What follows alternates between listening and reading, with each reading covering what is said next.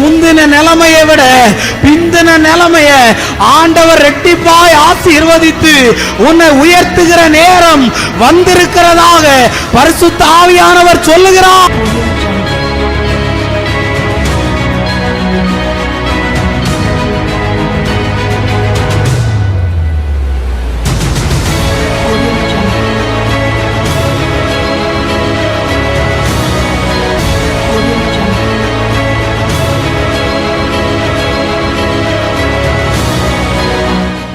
கர்த்தருக்குள் அன்பான தேவ பிள்ளைகளே, ஆண்டவரும் இரட்சகருமாகிய இயேசுவின் நாமத்தில் உங்களுக்கு என் அன்பின் வாழ்த்துக்கள்.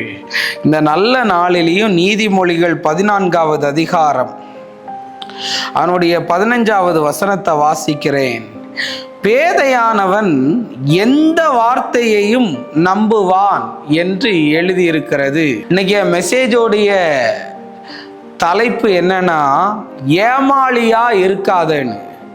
ஏமாளியா இருக்கிற ஒருத்தன் தான் எல்லா வார்த்தையையும் நம்புவான். ஆமா, பேதையானவன்னா புத்தி இல்லாதவன் தான் யாரு என்ன சொன்னாலும் நம்புறது.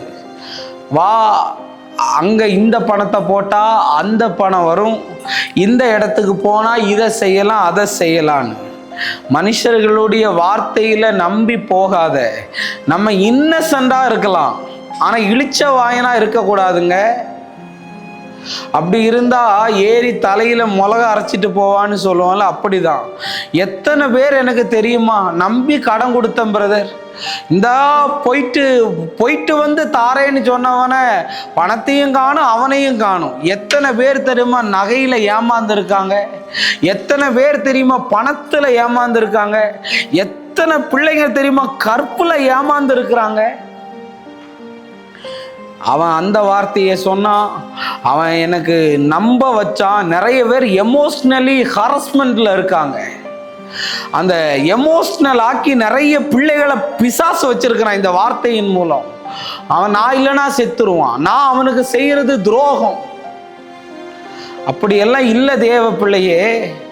இன்னைக்கு நான் உன்னை பார்த்து சொல்றேன், நீ ஏமாந்துராத எதுலையும். இயேசுவை நம்பிட்டு நீ ஏமாந்தனா இதை விட ஒரு பெரிய கொடுமை உலகத்துல எங்க இருக்கு? இயேசுவை நம்புற எந்த பிள்ளைகளையும் ஆண்டவர் ஏமாற விட மாட்டாரு. அப்படி நீ ஏமாந்தனா அது முட்டாள்தனமா இருக்கும். பேதையானவன் எந்த வார்த்தையும் நம்புவான். யார் என்ன சொன்னாலும் நம்புறது. அப்படியா இருக்கும், இப்படியா இருக்கும், ஒரு நொப்படியாவும் இருக்க வேண்டாம். ஏன் இவ்வளவு வேதனையில பேசுறேன் பிரதர்? வீட்டு பத்திரத்தை நம்பி கொடுத்தேன் பிரதர், யாராவது செய்வாங்களா? என் நகையை கொடுத்தேன் பிரதர், யாராவது செய்வாங்களா? வட்டிக்கு வரும்னு சொல்லி கொடுத்தேன் பிரதர், வட்டியும் காணும் முதலையும் காணும். அவன் ஏமாளி இல்லை, நீதான் ஏமாளி. அதனால தயவு செஞ்சு இந்த விஷயத்துல எல்லாம் ரொம்ப ஜாக்கிரதையா இருங்க. இந்த டூப்ளிகேட்டை பார்த்தீங்கன்னா பிளாட்ஃபாரத்தில் ஒரிஜினல் மாதிரியே விற்பான். நீயும் ஒரிஜினல் 3-10 ரூபாய்க்கு கிடைக்குன்னு வீட்டில் வந்து அதை யூஸ் பண்ணி பார்ப்ப, அப்போ தான் தெரியுது வெளியில தான் பளபளப்பு உள்ள சாக்கடைன்னு. இன்னைக்கு நிறைய பேர் டூப்ளிகேட்டை நம்பி ஏமாறாத. டூப்ளிகேட்டை உருவாக்குகிறதே பிசாசு தான். என் ஆண்டவருக்கு டூப்ளிகேட்டை உருவாக்க மாட்டார், அவர் ஒரிஜினலை தாங்க உருவாக்குவார். அதனால இந்த வார்த்தைகள் உனக்கு மனம் திரும்புதலை உண்டாக்கட்டும்.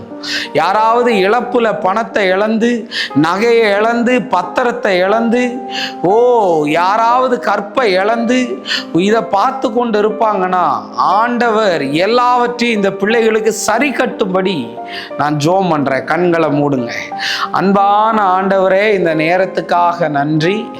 ஆண்டவரே, நீங்க எங்க கூட பேசின தீர்க்க தரிசனமான வார்த்தைகளுக்காய் நன்றி சொல்றேன். எல்லா தடைகளையும் மாற்றி அற்புதத்தை செய்யும் இயேசுவின் நாமத்தில் வேண்டுகிறேன் நல்ல பிதாவே.